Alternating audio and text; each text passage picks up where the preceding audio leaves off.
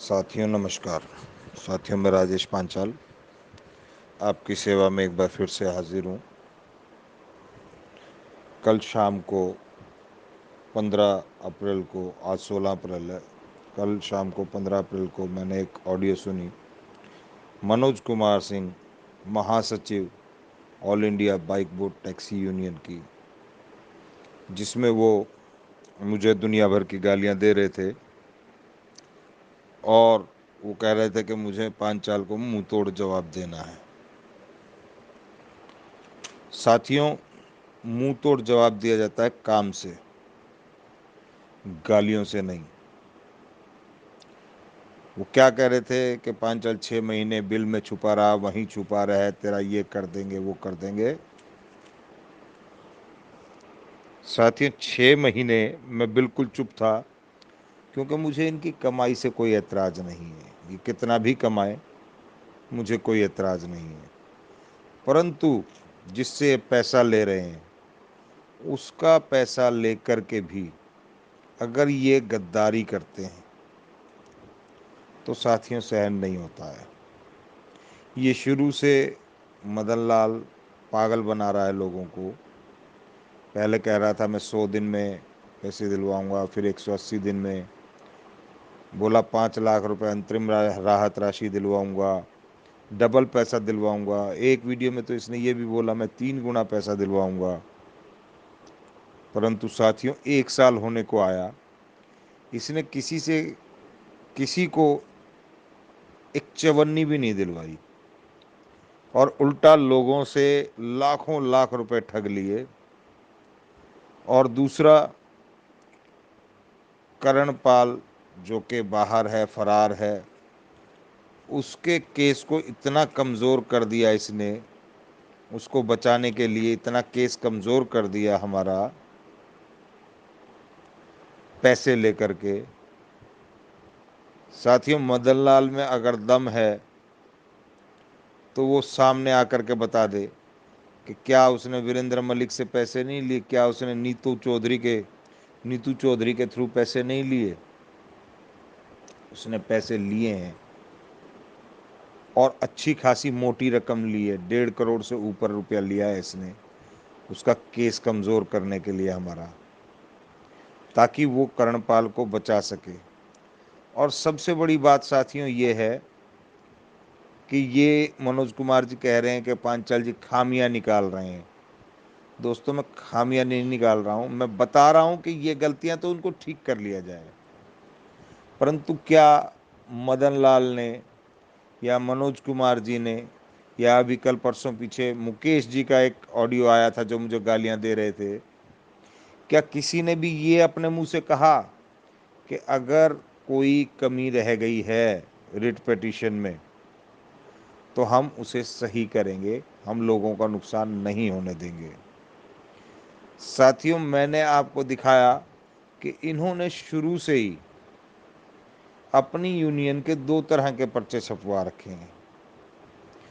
जो लोगों से भरवाते हैं अधिकार पत्र और क्लेम फॉर्म, वो अलग है, उस पर एड्रेस अलग है, उसके ऊपर रजिस्ट्रेशन नंबर नहीं दिया हुआ। और जो एक जिस पे यूनियन का काम करते हैं वो दूसरा छपवाया हुआ है जिसके ऊपर असली एड्रेस है। तो साथियों इससे क्या पता चलता है? इससे पता चलता है कि इन्होंने शुरू से ही, इनकी इस तरह की नीयत थी कि ये लोगों के साथ धोखा करेंगे, लोगों से गलत एड्रेस वाला और विदाउट रजिस्ट्रेशन नंबर वाला पेपर भरवाएंगे और अपना काम असली एड्रेस वाले जिसके ऊपर रजिस्ट्रेशन नंबर भी है उस पर करेंगे। ये इनकी एक सोची समझी साजिश है जिसके तहत ये लोग सभी को पागल बना रहे हैं, मूर्ख बना रहे हैं।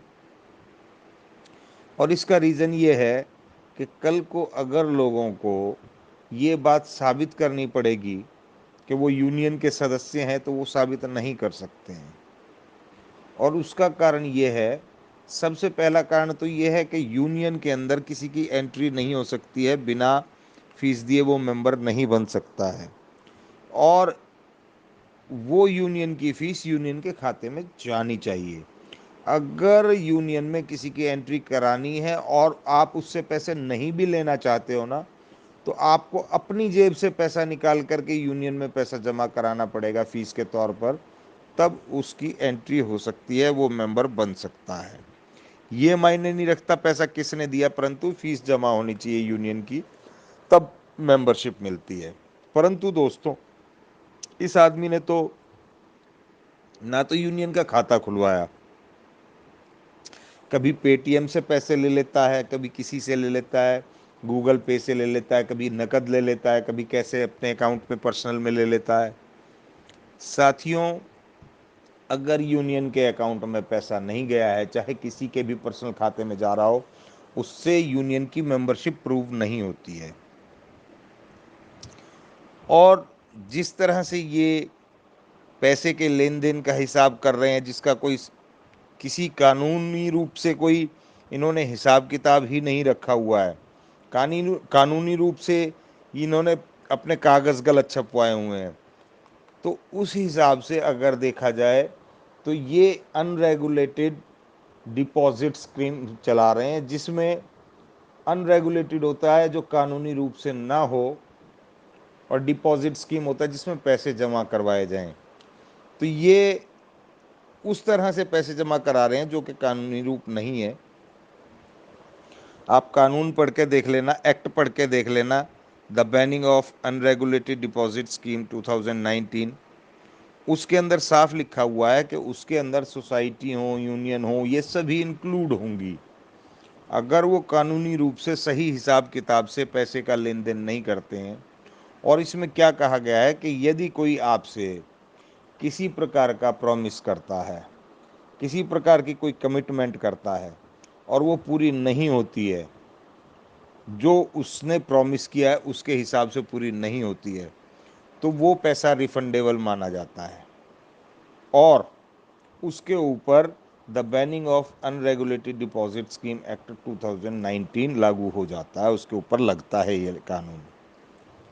और ये कानून 21 फरवरी 2019 से लागू हुआ है, और इन्होंने जो यूनियन बनाई है वो 10 जून के बाद बनाई है, तो इनके ऊपर वो कानून लागू होता है।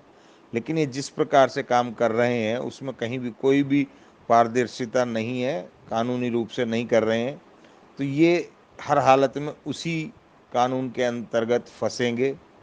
और सबसे बड़ी बात यह है कि बेईमानी तो कर रहा है ये एक ही छटा हुआ बदमाश मदन लाल आज़ाद, लेकिन इसके साथ साथ जो भी यूनियन के पदाधिकारी बने हुए हैं वो बेचारे खामा में मारे जाएंगे।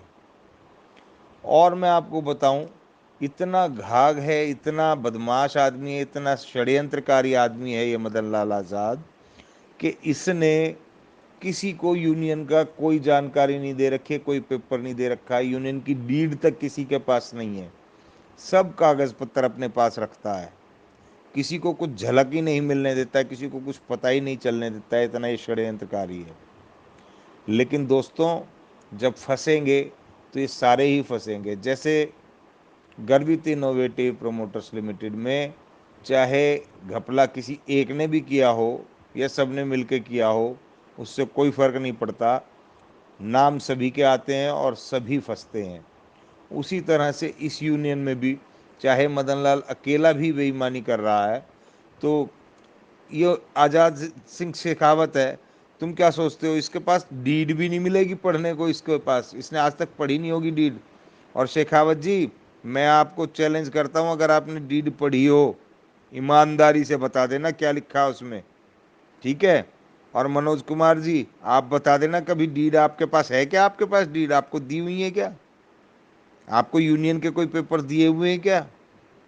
आप लोगों को तो पता भी नहीं क्या चल रहा है यूनियन में, क्या नहीं चल रहा है, ठीक है। और मेरे पास ऐसे ऐसे सबूत हैं जिसमें वो इंसान सबूत दे रहा है जिसके आप सोच नहीं सकते हो, ठीक है। आप लोग शायद नहीं जानते कि मदन लाल आप सबको बाहर करके दूसरी यूनियन बनाने के चक्कर में है, और बहुत जल्दी बना भी लेगा, दूसरी यूनियन रजिस्टर कराने के चक्कर में। क्यों? अब इसमें ठग लिया है, अब वो दूसरी यूनियन बनाएगा। उसमें आपको नहीं रखेगा। और शायद मेरी ये बात खोलने से अगर आपको रख भी लेगा तो ना अब एक पैसा खाने दिया तुम लोगों को, ना तब एक पैसा खाने देगा। ये सब अपनी जेब में डालेगा। आप लोगों को तो कुछ पढ़ने के लिए भी नहीं देता ये, समझे। और किस तरह से शुरुआत से ही ये षड्यंत्र करके चल रहा है कि लोगों को हम ना मेंबरशिप फॉर्म देंगे, ना कोई किसी तरह का मेंबरशिप कार्ड देंगे, ना उनको कोई मेंबर आईडी देंगे, हैं, ना उनको कोई मेंबरशिप सर्टिफिकेट देंगे, ना उनको पैसे की रसीद देंगे। वो किसी तरह से प्रूव ही नहीं कर पाएंगे कि वो यूनियन के मेंबर हैं। ये बहुत बड़ी साजिश है, जिसमें आप लोग खामखा ऐसे फंस जाओगे, ऐसे पिस जाओगे, बिल्कुल आप लोग इनोसेंट होते हुए भी, इसमें मुजरिम ना होते हुए भी मुजरिम बन जाओगे आप लोग इस चीज को समझ ही नहीं पा रहे हो। उसके वो तो घाघ है, पिछले 15-20 सालों से यही काम कर रहा है, वो ठगी का ही काम कर रहा है, वो तो पक चुका है इन चीजों में। आप तो बिल्कुल नए हो इन कामों में, आपको तो शायद पता ही नहीं है कि वो किस प्रकार से ठगी कर रहा है। और आप लोग ये सोच करके कि दुनिया का भला हो रहा है, दुनिया का भला हो रहा है, वास्तव में आप दुनिया का नुकसान कर रहे हो। और आप लोग सब साथ दे रहे हो उसका। और जब जब ये गुत्थी सुलझेगी और आप इसमें फंस जाओगे, तो आपके पास सर पीटने के अलावा कोई चारा नहीं रह जाएगा, क्योंकि तब आपके पास बचने का चारा भी नहीं होगा। मैं कहता हूं वो बहुत लोग अच्छे थे जो इसके साथ लड़के यूनियन को छोड़ के चले गए। क्यों चले गए? क्योंकि उन्होंने पैसे का हिसाब मांगा, और पैसे का हिसाब ये दे नहीं सकता था, क्योंकि इसने पैसे का हिसाब रखा नहीं, बैंक अकाउंट रखा नहीं, कुछ किया नहीं। आप लोग समझ ही नहीं, मेरे को चाहे यार कितनी भी गालियां दे लो, कुछ नहीं फर्क पड़ता, लेकिन कम से कम जो गलतियां तुम लोग कर रहे हो उन गलतियों को तो सुधारो, ताकि जितने इन्वेस्टर्स हैं, जितने पार्टनर्स हैं कंपनी के साथ जुड़े हुए, जो लोग हैं जिन्होंने पैसा लगाया है और वो आपके साथ आके जुड़ रहे हैं ताकि उनको न्याय मिले, तो उनके साथ तो धोखा मत करो। कम से कम आप खुद सोचो, अगर आप रिट पिटीशन में ये लिख देते हो कि जी इन्वेस्टर्स को पता चला कि चेक के ऊपर साइन कर्णपाल के नहीं है, तो इससे क्या नतीजा निकलता है? इससे जज 1 मिनट में कह देगा, जब इन्वेस्टर्स को पता था कि ये साइन कर्णपाल के नहीं है, और जब वास्तव में ये कर्णपाल के साइन है ही नहीं, तो फिर कर्णपाल की गलती क्या है? कर्णपाल के ऊपर क्यों केस कर रहे हो तुम? वो तो कर्णपाल को एंटीसिपेटरी बेल भी मिल जाएगी और कर्णपाल छूट भी जाएगा। और साथियों, आपको नहीं पता इसने कितना मोटा पैसा ले लिया इस काम के लिए। आप लोगों को क्या दिया है? आप पदाधिकारी तो बने रह गए, क्या आपको भी हिस्सा मिला? मैं कहता हूं अगर उसमें आपको हिस्सा मिला है तब तो आपको कोई कोई गम नहीं होना चाहिए, अगर इसके लिए आपको कोई सजा भी मिल जाए तो। लेकिन अगर पैसा भी नहीं मिला और सजा में भी भागीदार बन जाओगे तुम, तब तुम्हारे मन पर क्या बीतेगी, तब तुम्हारा क्या हश्र होगा? क्योंकि ऐसा तो होगा जरूर, क्योंकि ये आज नहीं तो कल मामला खुलेगा जरूर, अच्छे प्रकार से खुलेगा। और आज नहीं तो कल इससे फायदा होगा भी कर्णपाल सिंह को, वो तो बच जाएगा। इसने तो पैसा ले लिया, तुम्हें क्या मिला है? तुम्हें तो खामा खां की फोकट की पुलिस की ठुकाई मिलेगी और जेल मिलेगी, उसके अलावा और क्या मिलना है तुम्हारे को? तुम क्यों नहीं समझ पा रहे हो इस षड्यंत्र को? और भाई दूसरी बात, जो ये कहता है कि पांचाल आ जाए यूनियन के सामने अपना प्रस्ताव रखे, हम टांग के नीचे से निकल जाएंगे, ये कर लेंगे वो कर लेंगे, भाई पांचाल इतनी औकात रखता है कि तुम्हारे को टांग के नीचे दबा के रख लेगा, पैर के अंगूठे से मसल देगा तुम्हारे को। समझ गए? पांचाल की औकात पे मत जाना, पांचाल की औकात नहीं जान पाओगे तुम। तुम्हारे जैसे पांचाल के दरवाजे खड़े रहते हैं भाई, किसी और चक्कर में मत रहना। मैं जो तुम्हारे को समझाना चाह रहा हूं वो समझ लो, फायदे में रहोगे। इस कुत्ते से पैसे का हिसाब मांग लो यार। मैं गाली नहीं देना चाहता था इसको, लेकिन ये काम ही ऐसे कर रहा है कि गालियां निकलती हैं इसके लिए मुंह से।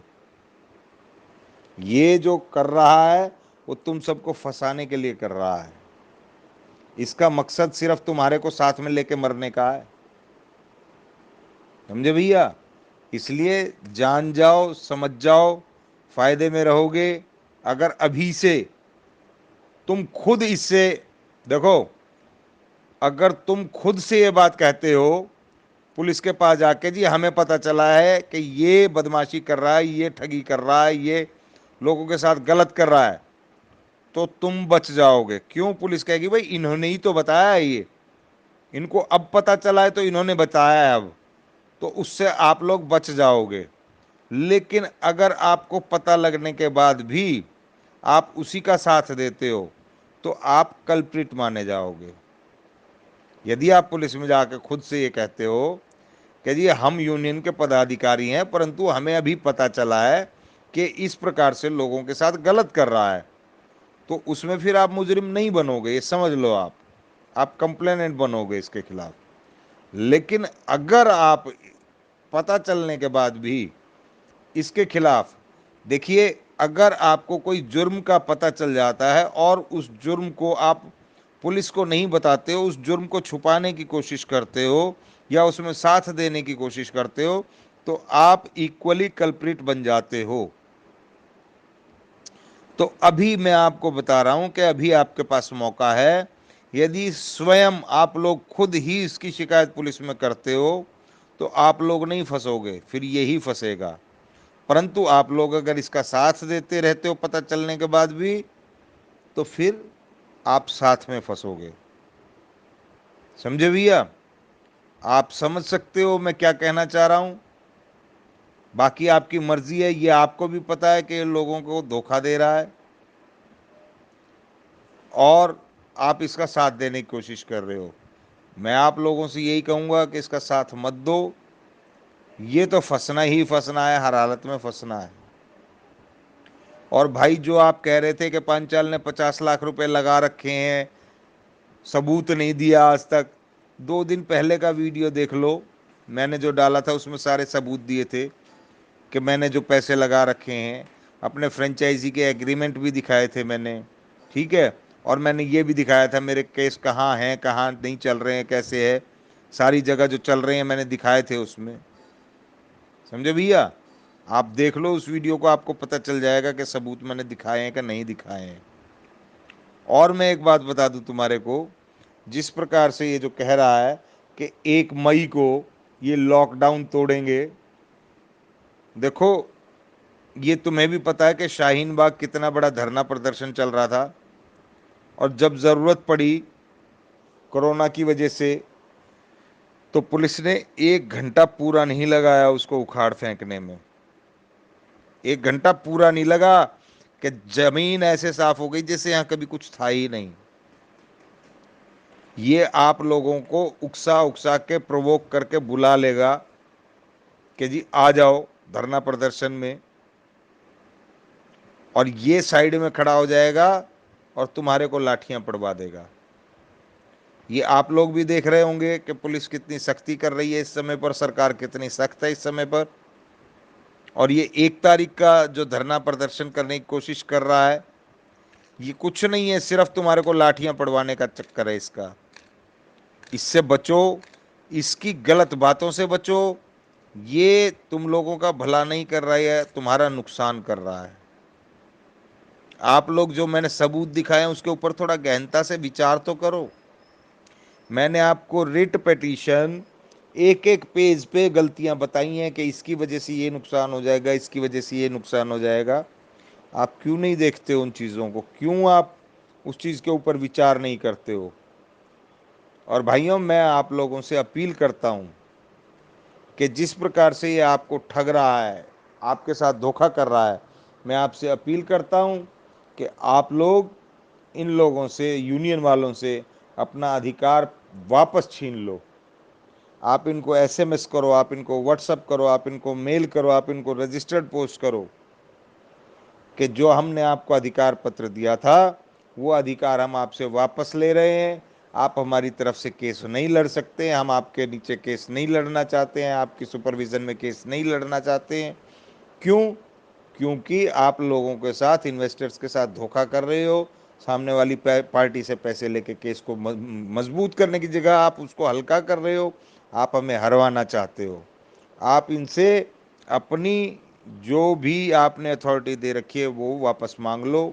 और दूसरा, आप इनको बोलो अगर यूनियन का मेंबर बनाना है तो आपको यूनियन की मेंबरशिप कार्ड दें, आपको यूनियन की मेंबरशिप नंबर दें, आईडी दें यूनियन की, और प्लस में सही एड्रेस वाला सर्टिफिकेट होना चाहिए, वो जो सही एड्रेस रजिस्ट्रेशन का है।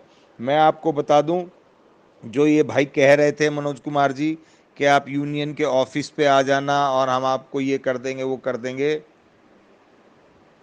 तो सच बात तो ये है कि इनसे पूछो ये कहाँ बुला रहे हैं मुझे।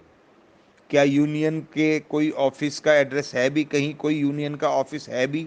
आज तक भी कभी किसी ठग ने ऑफिस खोला है क्या? ये जो पटेल चौक का जो नाम लेता है जाकर के मेट्रो स्टेशन पे बैठ जाता है, या जूस वालों की जो कुर्सियां पड़ी होती हैं उन पे जाके बैठ जाता है, इसका कोई ऑफिस है क्या पटेल चौक पे? या इसने जो एड्रेस दे रखा है वो है इसका ऑफिस है क्या? चलो मैं आज बता ही देता हूँ तुम्हारे को। जो एड्रेस इसने दे रखा है असली वाला, वो इसका भी एड्रेस नहीं है। वो कांता रानी पिंगोलिया जो है उसकी माँ का घर है। और उसकी माँ के घर का भी क्या हुआ है मैं बता देता हूँ। वहाँ पे इसका भाई रहता था जिसने एक चक्की की दुकान कर रखी थी, वो दुकान भी आजकल बंद पड़ी है। क्या किया इन चक्की वालों के साथ? जिससे दुकान किराए पर ली थी उसी के साथ हरिजन एक्ट लगा दिया उसके ऊपर। ठीक है, अड़ोस पड़ोस में और 2 4 5 7 लोगों के ऊपर इसने हरिजन एक्ट लगा दिया। समझे? उसके बाद क्या हुआ, लोग परेशान होने लगे तो लोगों ने इनको दुत्कारा कि क्या कर रहे हैं। उस चीज से परेशान होकर के इसका भाई भी, कांता का भाई भी, वो घर छोड़ के भाग गया। आज के टाइम पर ये कांता सिर्फ अपने एक भतीजे के साथ रहती है। ठीक है, इन्होंने किसी के साथ भी सही नहीं किया। कांता ने अब तक 14 15 लोगों के ऊपर तो बलात्कार का केस लगा रखा है। जिससे जिससे मिलते हैं, जिससे मिलते हैं उसी को काट देते हैं, जिससे मिलते हैं उसी का बुरा कर देते हैं। समझे? आप क्या सोचते हो ये इतने भले लोग हैं क्या? 14 15 लोगों के ऊपर अभी तक केस लगाया है इसने, कांता रानी पिंगोलिया ने, रेप का। अरे 90 साल के बूढ़े तक के ऊपर केस लगाया है इसने रेप का। और इससे ज्यादा मैं तुम्हें क्या बताऊं? और बता दूं, मैं बिना प्रूफ के नहीं बोलता हूं मेरे भाई। और मदन लाल में अगर हिम्मत है या कांता रानी पिंगोलिया में अगर हिम्मत है तो आकर के वो इस बात का खंडन कर दे कि 14 15 लोगों के ऊपर रेप का केस नहीं लगाया कांता रानी ने, और यहां तक के 90 साल के बूढ़े तक के ऊपर केस नहीं लगाया इसने। समझे भैया? और पता नहीं कितने लोगों के ऊपर हरिजन एक्ट नहीं लगाया, झूठे केस लगाए हैं, झूठे। किस लिए? सिर्फ और सिर्फ उन्हें ब्लैकमेल करने के लिए, पैसा ठगने के लिए। ब्लैकमेल करते हैं, उनसे पैसा ठग लेते हैं। ये इनका आज का नहीं, बहुत पुराना धंधा है। जो इनके साथ जुड़ रहे हैं ना, जो पदाधिकारी बन रहे हैं, उनका एक दिन बहुत बुरा हाल होने वाला है। आप लोगों ने सही आदमी को पहचाना नहीं है इसको। ये तुम्हारा बहुत बुरा हश्र करने वाला है। खुद तो जाके अलीगढ़ बैठ गया, अलीगढ़ जाके क्या ये बच जाएगा? लेकिन जो यूनियन का पैसा आया सब इसने अलीगढ़ पहुंचा दिया, अपने भाई भतीजों के पास पहुंचा दिया। या तुम सोच लेना तुम्हें कितना दिया है। आगे से जो इसने ब्लैकमेलिंग के तौर पे लिया है उसमें से कितना दिया है, और जो यूनियन में आया उसमें से कितना दिया है तुम्हारे को। या इससे कह देना भैया खर्चे का हिसाब दे दे। ठीक है ना? मैं नहीं मांग रहा यार, तुम्हारा भी तो हक बनता है ना। तुम भी तो यूनियन में हो ना। तुम्हें कितना पैसा मिल रहा है? कभी 5 6 हज़ार रुपये मिल जाते हैं सुमन को, कभी 5 6 हज़ार रुपये मिल जाते हैं तेरे शेखावत को। उससे ही वो चुप हैं। क्या मिल रहा है तुम्हारे को जरा सोच लेना। ठीक है? और मैं कहता हूं, क्या तुमने अपना घर चलाने के लिए ये यूनियन बनाई थी कि लोगों से पैसा ठग के तुम अपना घर चलाओगे?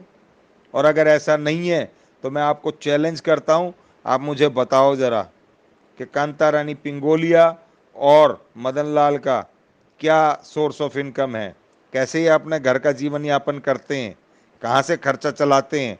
कोई नौकरी करते हैं, कोई जमींदारी, कोई खेती करते हैं, कोई गाड़ी टैक्सी कुछ चलाते हैं, कोई रेहड़ी पटरी खोमचा कुछ इन्होंने इनके पास इन्होंने लगा रखा है जो जिससे कमाई होती है इनकी।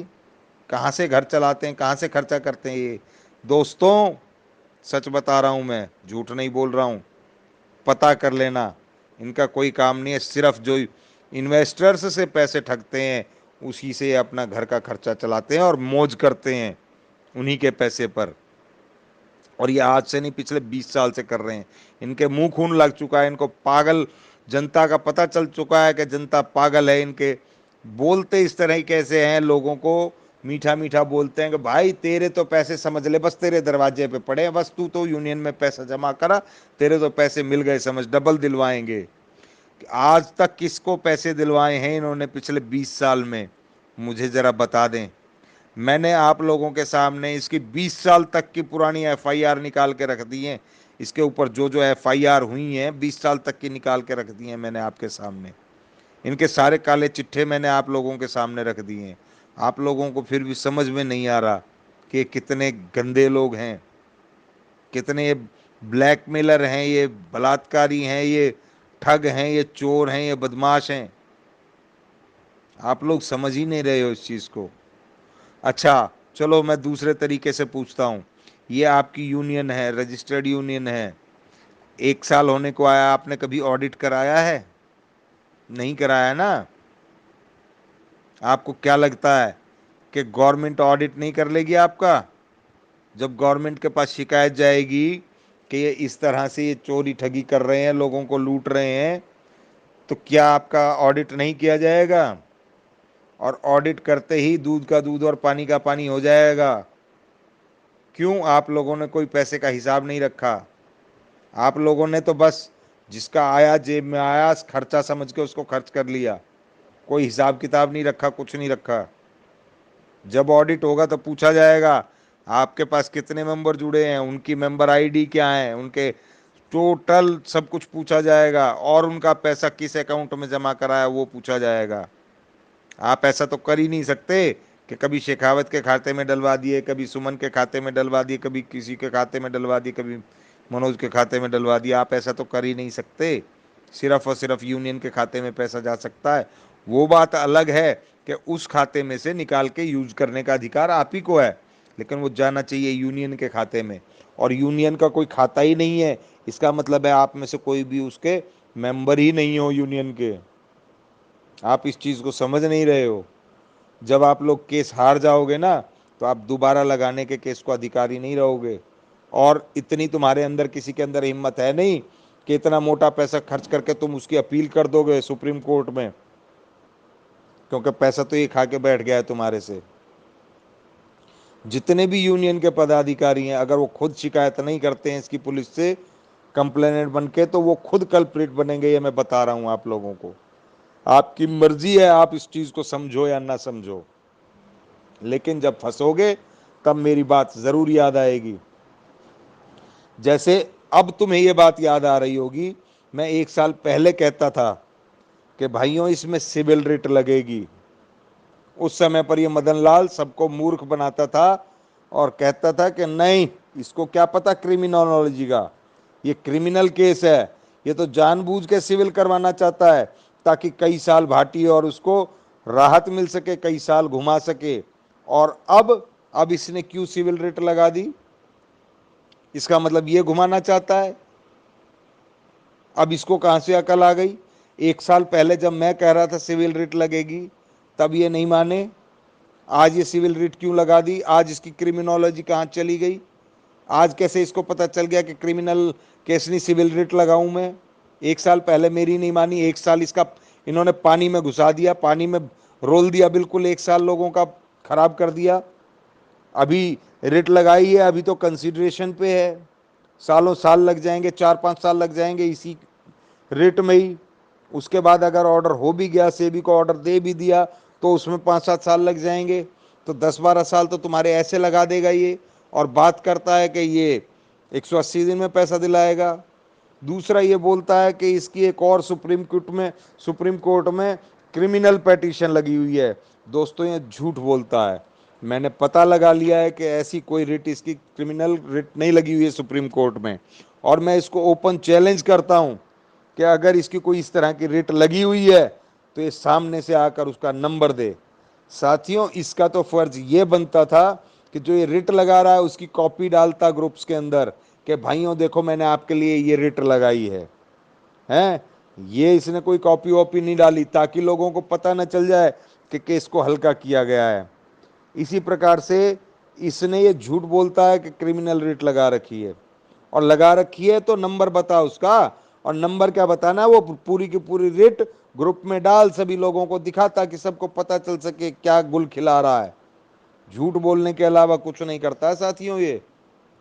मैं आप सभी लोगों से ये अपील करता हूं कि आप सभी लोग मेरी बात को समझो। मैं आप लोगों का दुश्मन नहीं हूं, मेरी जबान कड़वी हो सकती है, मैं थोड़ा सा टाइट बोलने वाला हो सकता हूं, मेरे शब्द थोड़े टाइट हो सकते हैं, लेकिन उसके पीछे छुपे हुए अर्थ को ढूंढो, उसके पीछे छुपे हुए आपके फायदे को देखो। मैं आपके फायदे की बात कर रहा हूं कि ये आपके साथ धोखा कर रहा है, संभल जाओ अभी भी। साथियों मेरी किसी से कोई दुश्मनी नहीं है, कोई जाति दुश्मनी नहीं है, परंतु जब ये लोगों के साथ गलत करता है तो ये मेरा सबसे बड़ा दुश्मन है। मैं इसको ऐसे नहीं करने दूंगा लोगों के साथ। मैं इसकी कंप्लेंट ज़रूर करूंगा अगर कोई नहीं करेगा तो, बल्कि मैं सभी लोगों से आग्रह करता हूं कि वो इसकी कंप्लेंट करें। अगर वो नहीं कर सकते हैं तो मुझे मेरे पर्सनल नंबर पर 9555177000 इसके ऊपर मुझे मैसेज करें और कहें कि मैं इसके खिलाफ केस करना चाहता हूं। मैं आज भी वादा करता हूं तुम्हारे से कि मैं तुम्हारा कोई पैसा नहीं लगने दूंगा, चाहे हाई कोर्ट में लड़ लेना, चाहे सुप्रीम कोर्ट में लड़ लेना, मैं अपना वकील खड़ा करूंगा। चिंता मत करो, मुझे तुम्हारे से कुछ नहीं चाहिए, मैं अपना वकील खड़ा करूंगा। जो तुम कंप्लेंट लिखवाओगे उस कंप्लेंट के ऊपर काम करेगा वो, सिर्फ वकील मैं अपना खड़ा कर दूंगा, बढ़िया से बढ़िया।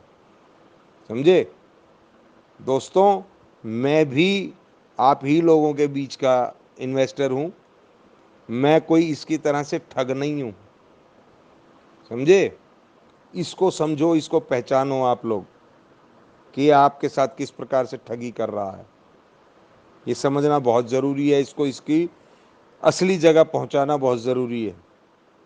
बाकी कोई भी मुझे गाली देता रहे, मुकेश देते रहे या मनोज जी देते रहे, मुझे कुछ नहीं फ़र्क पड़ता, परंतु जिस दिन ये इस चीज़ को समझ जाएंगे ना, उस दिन यही लोग कहेंगे कि हाँ पांचाल जी सही कह रहे थे और हमने मदन लाल के बहकावे में आकर के पांचाल जी को गालियां दी। उस दिन खुद इनको पछतावा होगा। समझे भाइयों। भाइयों मैं आपसे फिर से अपील कर रहा हूँ कि आप लोग अपनी अथॉरिटी इनसे वापस ले लो, इनको मैसेज करो, व्हाट्सएप करो, मेल करो, रजिस्टर्ड पोस्ट से करो। ये सब करने के बाद आपकी अथॉरिटी अपने आप कैंसिल हो जाएगी। ये सारी चीज़ें कोर्ट में मान्य होंगी। आप मेल कर देते हो, मेल भी मायने होगी। अगर व्हाट्सएप कर देते हो और व्हाट्सएप पे नीला निशान आ जाता है, वो भी मायने होगा। और अगर आप एसएमएस कर देते हो वो भी मान्य होगा। ठीक है, मेल कर देते हो वो भी मान्य है। आपकी अथॉरिटी अपने आप छिन जाएगी इनके पास से। इनको इनका सही जगह दिखा देनी ज़रूरी है दोस्तों। इन्होंने फौजी फौजी फौजी फौजी चिल्ला करके फौजियों को टारगेट किया। उसका असली मकसद यही था फौजियों को टारगेट करने का, क्योंकि 1,00,000 के लिए तो फौजी 1,000 किलोमीटर से दूर आकर के इनसे नहीं लड़ेगा। वो यही कहेगा छोड़ यार, जहां इतने चले गए वहां 1,000 और सही। अगर ये आसपास के लोगों से करते तो वो तो सर पे जाके बैठ जाते। और अगर एन के यादव, याद हो मदन लाल जी, एन के यादव तुम्हारे सर पे आके बैठ गया था कि ला पहले मेरे पैसे दे दे, मैंने पैसे दिए यूनियन को और तूने 180 दिन बोला था ला मेरे पैसे दे दे, इस तरह से बैठ जाते। इसलिए तुमने जानबूझ करके फौजियों को टारगेट किया है और तुम्हारे अंदर जरा सी भी मानवता नहीं है, दया नहीं है। अगर कोई कहता है पैसा नहीं है, तुम कहते हो ना ना ना ना पैसा तो जरूर देना पड़ेगा। अरे उनको पैसा तो ज़रूर देना पड़ेगा, परंतु क्या आपको मेंबरशिप आईडी नहीं देनी पड़ेगी? क्या कोई मेंबरशिप का कोई सर्टिफिकेट नहीं देना पड़ेगा? हैं? या आपको सही एड्रेस नहीं छपवाना चाहिए सारी जगह, धोखे में रखना चाहिए लोगों को? ये बहुत गलत कर रहे हैं दोस्तों। मेरी बात को समझो और इसको सही जगह दिखाओ और अपनी अथॉरिटी इससे वापस मांगो। अपना दिया हुआ पैसा भी इससे वापस मांगो। पैसे के लिए भी आप इसको व्हाट्सअप करो, मैसेज करो, मेल करो कि भैया हमारा पैसा हमें वापस दे दे। हमें तेरी यूनियन में नहीं जुड़ना, हमें तेरे से केस वेस नहीं करवाना। ये सारी चीज़ें कोर्ट में मान्य होंगी। इसकी संपत्ति वैसे तो कुछ है नहीं, परंतु गांव तक की बिक जाएगी इसकी। ये जिंदगी में कभी बाहर नहीं आ पाएगा, इसको सूरज की किरण नजर नहीं आएगी। ऐसी जगह जेल में डाल दिया जाएगा इसको, और इससे तुम्हारा पैसा वापस दिलवाया जाएगा, चाहे इसकी खाल खींच कर दिलवाए पुलिस। मैं ये नहीं कहता कि भाई इसके पास पैसा नहीं तो सरकार देगी, जिस तरह से ये कह देता है कि सरकार देगी पैसे। सरकार कभी किसी के पैसे नहीं दिया करती भाई, ठीक है? जो उस ठग की संपत्ति होती है उसी को ही नीलाम करके उससे ही पैसा दिया जाता है। अब जैसे कि यहाँ पर जो भी पैसा ठगा गया आपका वापस आ सकता है। कैसे? क्योंकि कांता रानी पिंगोलिया जिस मकान में रहती है वो इसका भाई छोड़ के भाग गया, वो इसकी माँ का है, उसको नीलाम करके उसको नीलाम किया जाएगा। या मदन लाल की जो भी पैतृक संपत्ति होगी कोई गांव गाँव में होगी। और बता दूं, जो इसने चाचा ताऊओं को पैसे भेजे हैं ना वो सब फंस जाएंगे इसमें। वो अभी तो पैसा लेकर के खुश हो रहे हैं, फिर वो अपने कर्मों को रोएंगे कि हमने इससे पैसा क्यों लिया। और इसी प्रकार से ये जो यूनियन के पदाधिकारी हैं ये अपने कर्मों को रोएंगे कि हमने एक गलत आदमी का साथ क्यों दिया। इसलिए अभी समझ जाओ, इसी में भलाई है।